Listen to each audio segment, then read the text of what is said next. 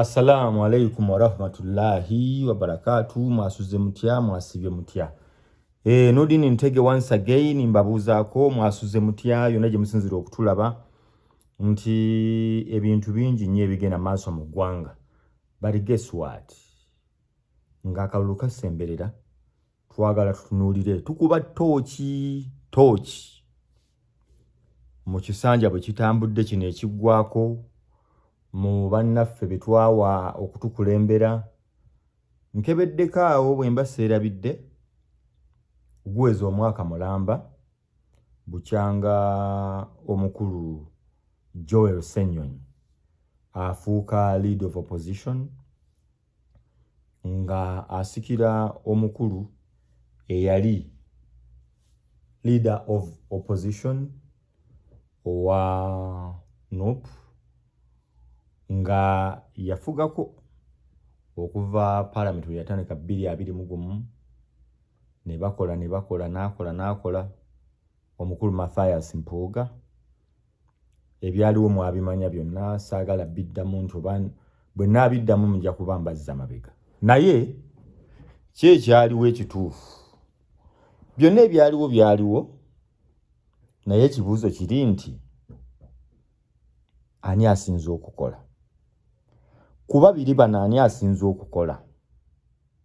Era bwe kuba kukola bakoze eki?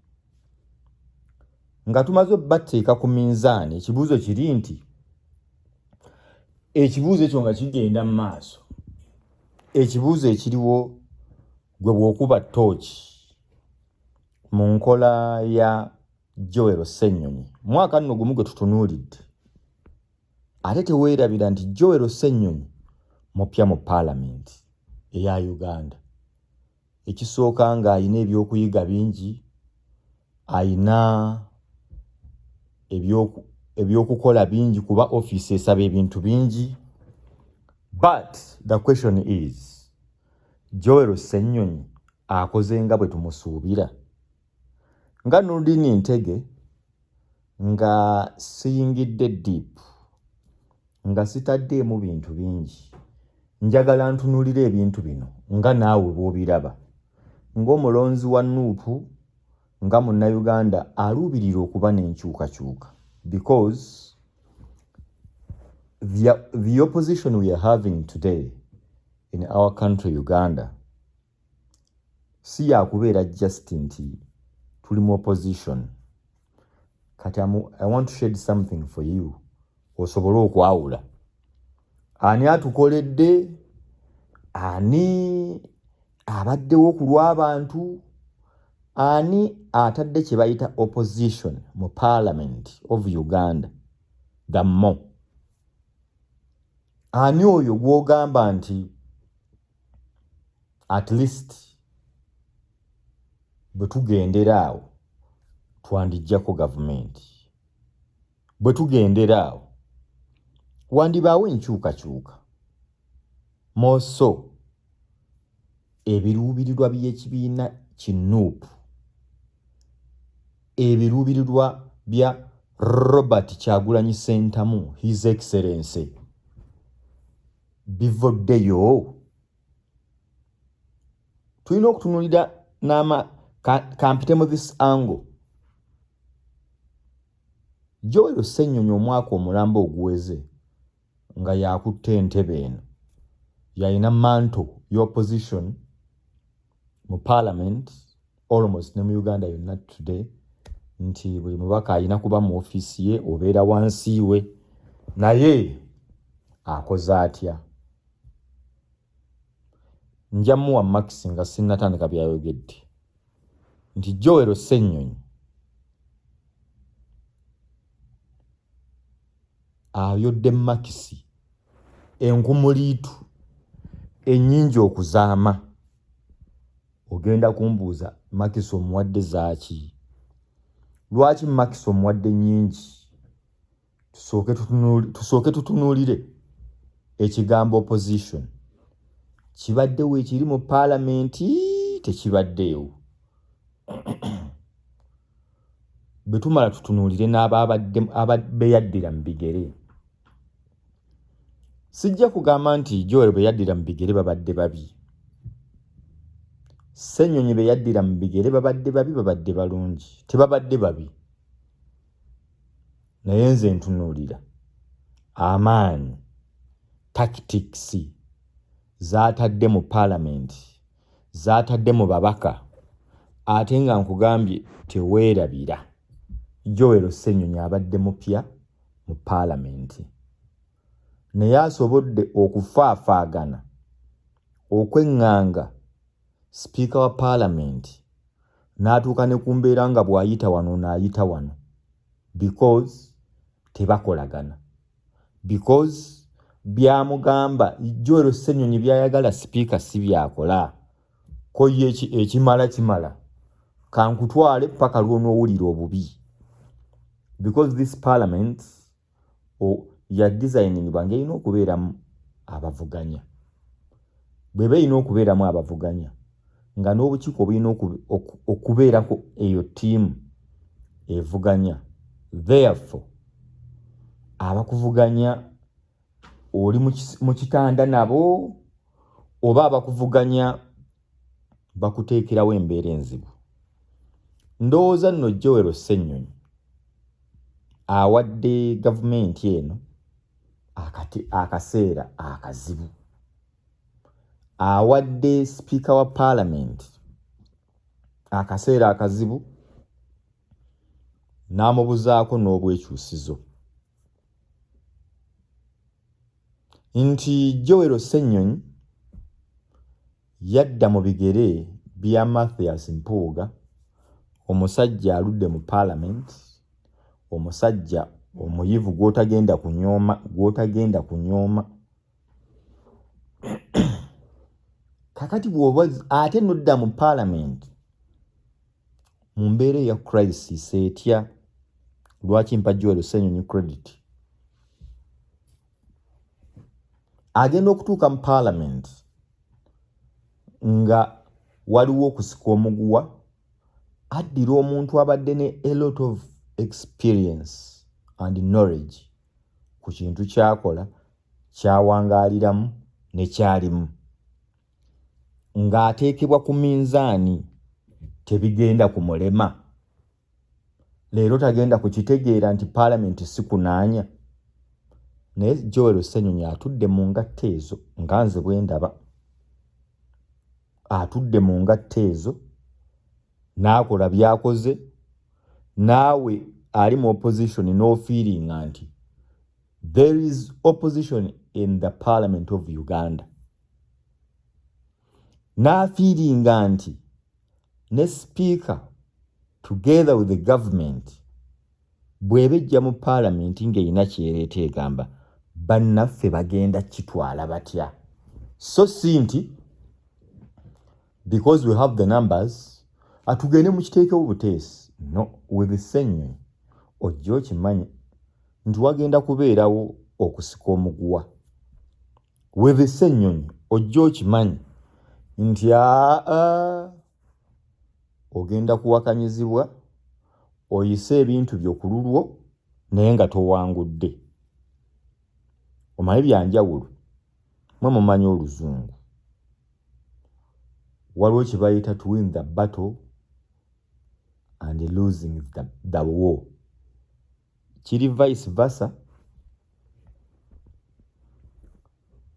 You can win the war and lose the battle. Ku bibiri ebyo Ssenyonyi abakulu ababadde abatambuliza abo ne muyisa ebintu by'emmwanyi, n'abalabisa, n'abateeka ku nninga, n'owulira omuntu ng'adduse ne mu Parliament atambula mu kolide, amagandula gakuba gadde eno gadde eri. Ssenyonyi ne ttiimu ye. Okiwulidde?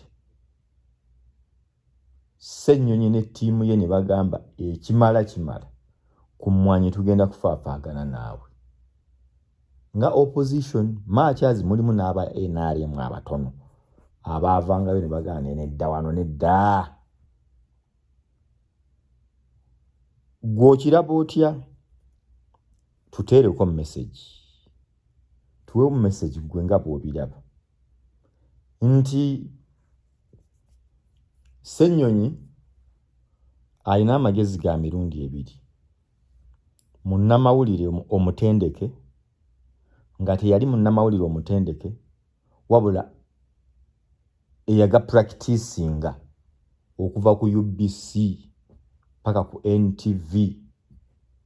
Kitegeeza n'amanya engeri gye bakolamu amawulire nti osobola okukola research, osobola n'okumanya bagenda kukola ki bano, bateekateeka ki ke baleese kino. So he's someone are informed.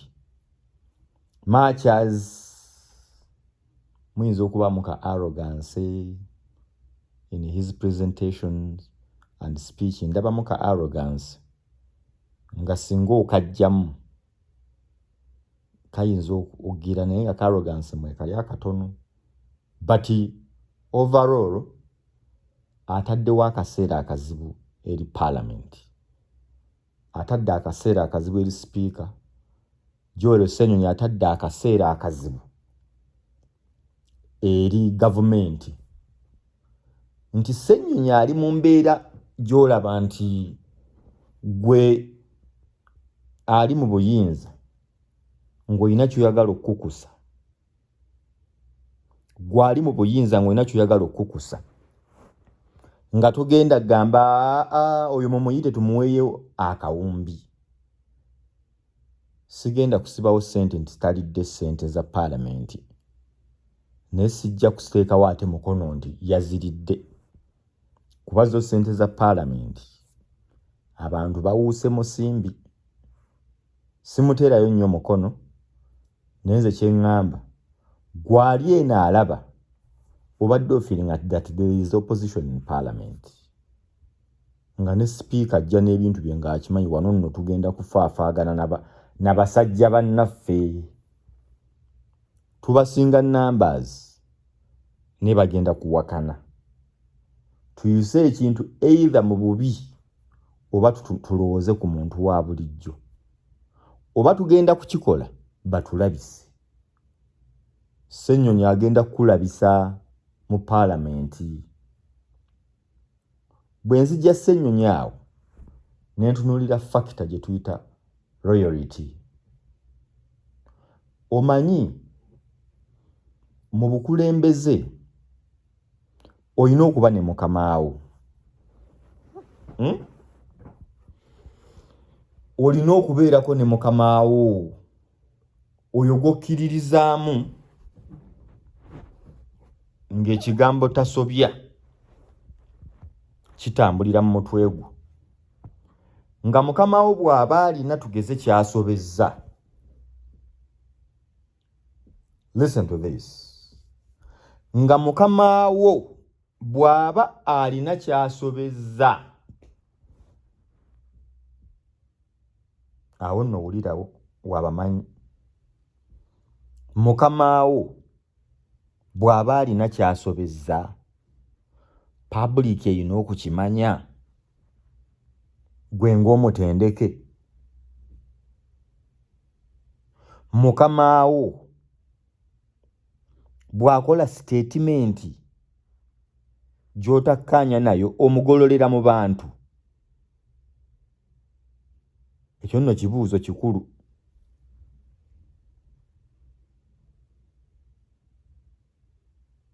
Mukamaawo ebintu tebitambudde bulungi, oba ogenda kukikola otya? Ekigambo tasobya tekitegeeza nti tasobya, aba asobya mukamaawo.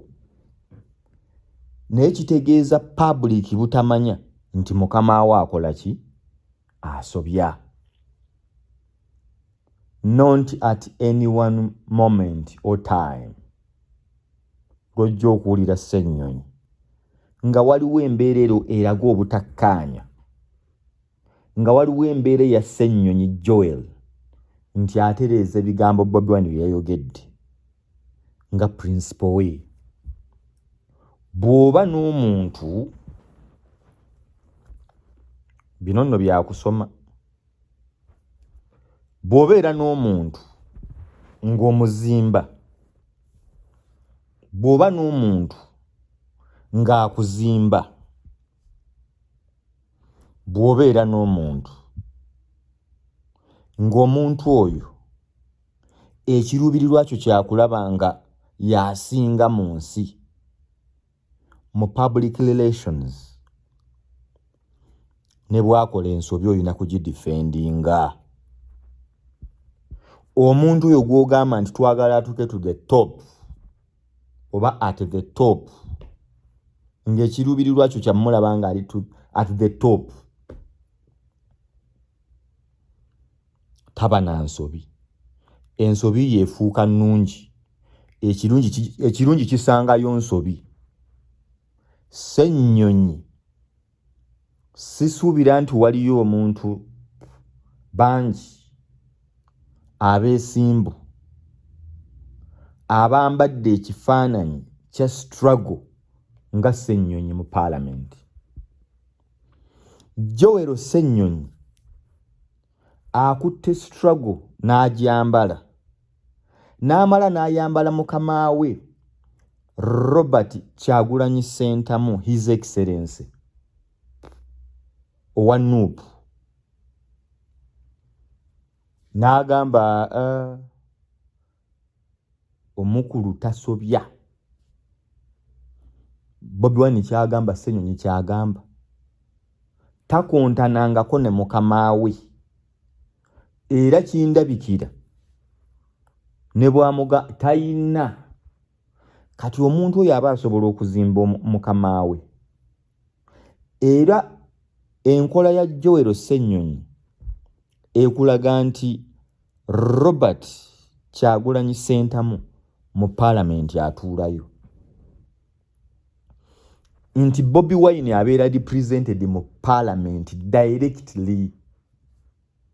Era mmanyi alina ne lwatesanga akasimu akataddekaawo mulawudi awulira omukulu byagamba kubanga amwesiga, amugamba nno tugenda kweno nsonga, tateekamu kulowooza kwe kuli awo, kuli off the struggle. Akola ebintu nga Bobi Wine bwe yandibikoze, n'akola ebintu nga Bobi Wine bw'abyagala. That is Joel Ssennyonyi. Kati weetaaga omuntu akukkiririzaamu. Bw'oba okoze ensobi ya mu korido ku kakyayo wiikendi mugenzeeko ku 4 points, mugenzeeko ye Busaabala kuvuba ku byennyanja, oba muyina kasawu nammwe mumanyi gye mulaga ne mutuulako awo. Naye olowooza nno figa eno gye wayogedde ey'obukadde 1000 okufuuka triliyoni, figa tewakoze enfu? So si omukulembeze Bobi Wine eyo figa gy'oyogedde ate endala when you multiply kitula awo oba oyingirira omukulu omulabisa.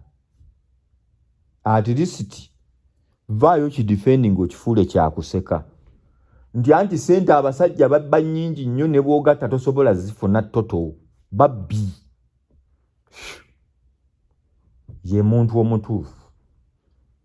Era abannuupu abali munda kye baavaako abatono si bonna okunyiigira Dr. Hilderman. Nabawulidde ba Ali Mawale nti gwe tewalabanga Hilderman awabula mukama we mu kamera, anti omusango gwali gwange nze saawabula pulezidenti wange. Ko Ali Mawale nti nga kitegeeza pulezidenti yayogera ebintu ebifu ebiri unguided. Therefore Hilderman najja nga ye ategeera ow'amagezi n'abitereeza. That was an interpretation from the people abamu abali ba inside abanuupu nga tekyabasanyusa. However, it does not mean nti Hilderman yakyogera kuyisaamu mukama we maaso. Naye kye yali agenderera kyali kirala. Kati oli n'aggamba oli MP olina direct hotline ya president, mukubire muyite gendayo omugambe nti president wange omulungi. Ensonga zino nno wazirabye bulala, tubadde tutuuse wano na wano na wano, era kiri bwe kiti ne bwe kiti ne bwe kiti. Kati president ye mu free time ye oba mu time ye entuufu eyinza obutaba free time n'addamu ayogere ku nsonga eyo nga yeeteeseteese, si mu ngeri y'okumulabisa bo kye bagamba. However, ne ŋŋamba nti gwakiraba Hilderman tomunenya nnyo, tutunuulire ekigendererwa. Yayogera kulabisa nti no intention yali ki, nti nina abantu bendabye. Kati njagala kukusomesa, olina okusalawo nti olumu kuba kuzibu. Muwanga Kivumbi oyo omulaba, kale bya mirundi ebiri, waliwo oyinza okuŋŋaana olini oli mukyamu, bya mirundi ebiri. Muwanga Kivumbi yali mukwano gwa Mathias Mpuuga, Matthias, bwe baali mu DP, bwe babadde mu paalamenti, abakulu bano baabasanzeyo mu struggle. But there came a time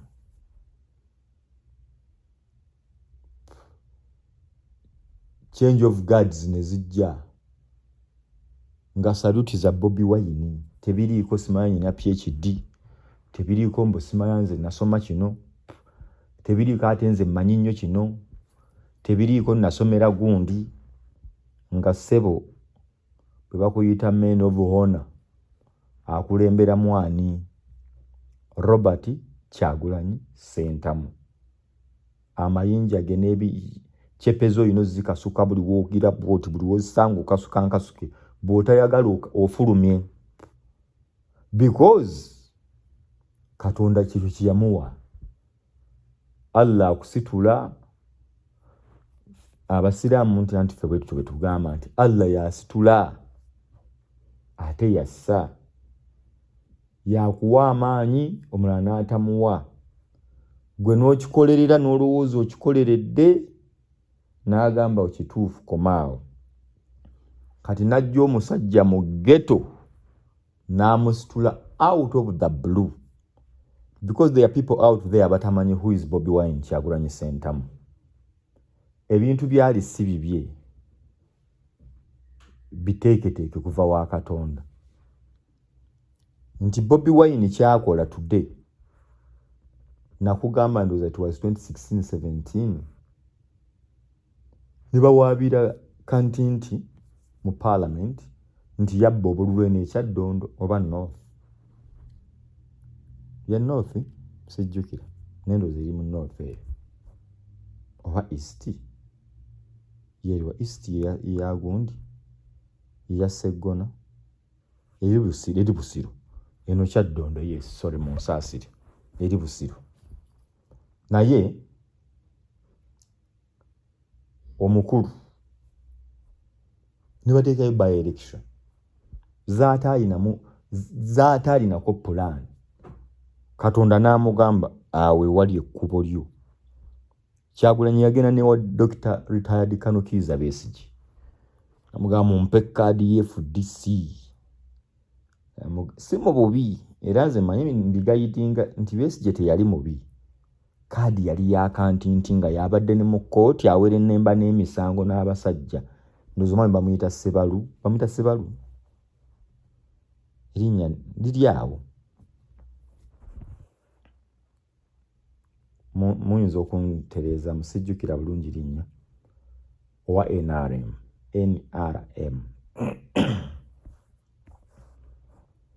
Bagugulanye kkooti esazizzaamu ezizzaawo okulonda. Kyagulanyi azze. Olaba Katonda bw'atema ekkubo nti NRM ye yeereetera Kyagulanyi, etya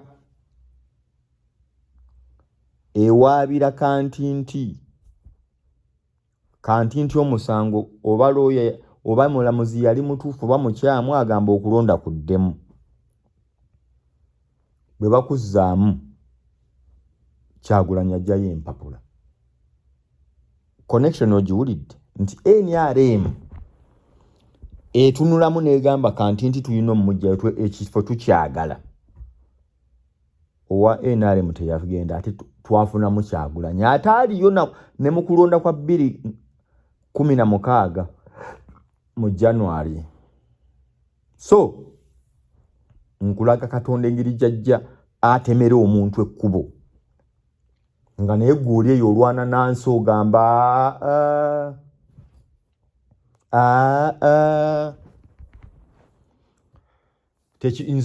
nze nja kusoma nnyo ndi dokita ndi PhD holder afe twakola nnyo science ayinza okukoma okuyamba mu kakiriniki eyo ewammwe ng'agenda okulagira okukkirizisa mulala yasome mu DD talabanga ku D1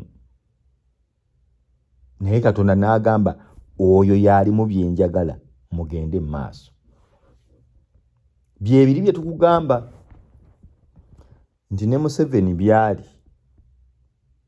era ojja kugamba owange ku bantu bonna abaprofesa abaliwo lwaki ye aba Katonda yagamba gwobeere ate gwe nagamba tobeera. That is why obusiraamu bukugambye nti bw'olaba oli waggulu w'abantu abalala tofuna malala toweefunamu kirowoozo nti kutegeeraako nnyo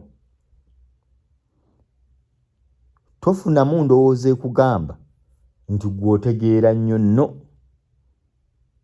era tolaba muntu akuli waggulu n'olowooza mbu aliyo lwa bukyamu no gwali wansi kkiriza ekifo kyo ky'oli wansi Katonda akyakulaba osaana awo w'oli naawe alaba Bobi Wine ng'ali waggulu kkiriza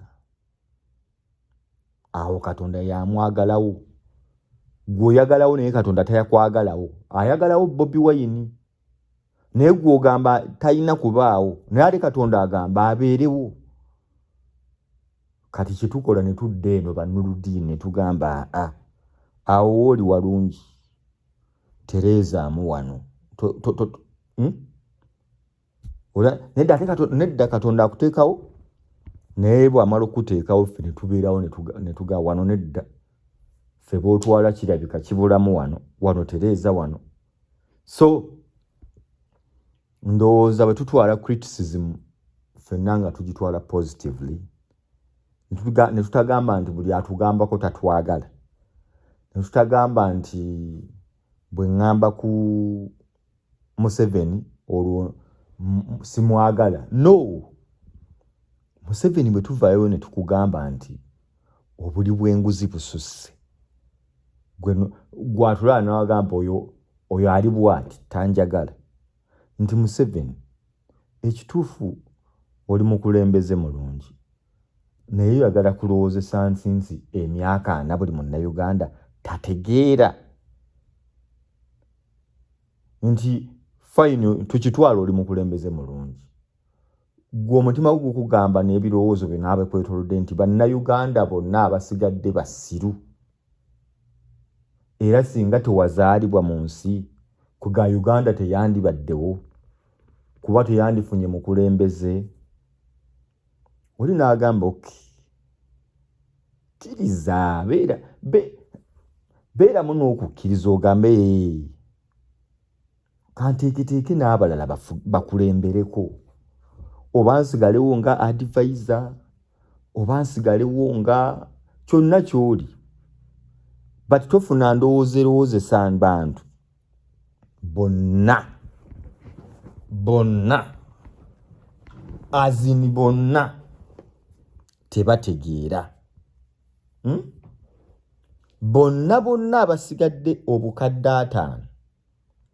5 mwenna muli basiru temutegeera we muli naye musobola okukola ebirala byonna ate kinneewuunyisa ku President Museveni ye baakola nabo abakola reshuffle bakola nabo osanga abakyusizza DPC, RDC, minisita. Bw'onoonya baminisita emirundi gye baakakyuka bukyanga President Museveni ojja. Ekimu ku kindaga nti naawe osobola okukyuka. Nti kiraga nti President Museveni naawe okkiriza nti enkyukakyuka esaana. Baminisita bo gwe kennyini amama mbabazi omugjawo n'ogamba kati Rugunda Ruhakana Rugunda yakola ki? Ruhakana Rugunda yakola ki okuleeta Nabbanja? Naye tuba tuli awo nga Nabbanja azze. Ne Nabbanja era alina byakoze. Kitegeeza singa tufuna ne president omulala olowooza kiba kitya? Speaker wa Parliament. Speaker wa Parliament Edward Kiwanuka Second kamujjukire bulungi ndowooza we natandika okutegeera ebiri fiiti. Yaliwoko n'abwera speaker. Kadaga najja n'atukwatamu. Kati tuyina mulala. Ng'ate era mu speaker Kadaga ng'avaawo buli omu yalabira ddala tekijja kusoboka. Naye Anita Among ekisanja akimazeeko ate ssebo mukambwe muzibu. Atuula n'olaba Parliament ng'etudde. Abamuvuma okweyerusa, abamugamba biki. Parliament agikubiriza neggwako. Baminisita obakyusizza. Walina ba Professor Apollons bambi. Ne bakola kye bakoze. Nga ba Professor nno bali ba elite. Ne bakola kye bakoze. Lwaki olowooza for Uganda to have another leader? Ate ekyo kyo kikyamu. Ng'ekyokulabirako tukirabidde ku President Museveni. Si mu bubi. Ayi for one nzikiriza olina by'okoledde eggwanga. Sijja kubanga mulala. Era nzikiriza nti amaanyi ogalina. Naye ndowooza nti nga bw'olina amaanyi nga ne bw'obadde okulembera nabo bagalina, lwaki olowooza bo tebasobola tukwatamu? Nga ggwe wekka ayina amaaso President waffe omulungi Museveni. Lwaki mu birowoozo bye tekijjaamukko n'ogamba naye mbeera ntyo omulungi omu nzekka era n'omala n'obuuza nti kale singa nze President Museveni nga nze ndi eno nga gwali eno kiwulireko President waffe omulungi nga gwali eno President Museveni gye tuli okakasa wandikkiriza omuntu n'atukwatamu emyaka 4.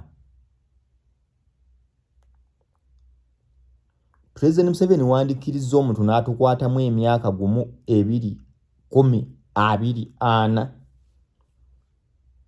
Gwe President Museveni gwe mmanyi oyinza okukkiriza ejjooga eryo. Olaba President Museveni babba muntu mulala gwe n'olwana. Babba muntu mulala gwe n'olwana n'ogamba ekimala. Era abaaliwo ku mulembe ogwo bagamba mu nsiko wagendayo mu butuufu. Obubbi bwaliwo, effugabbi lyaliwo n'ogamba ekimala kikola ki? Kimala. Lwaki tolowoozaako nti mugamba obuli bw'enguzi weebuli nekizuula nga kituufu weebuli. Mugamba emisolo tegikola kye tugisolooleza nga kituufu weekiri. Mugamba enguudo sente babba nzibe nti ye. Bakola gadivi engale okukebera nga ye. Sente z'okwekulaakulanya zibbibwa ogenda okukebera nga ye ng'ogali naye wange. Kampeemu ku mulala mbeere ku bwa advisor nga senior citizen. Okwate mu UN.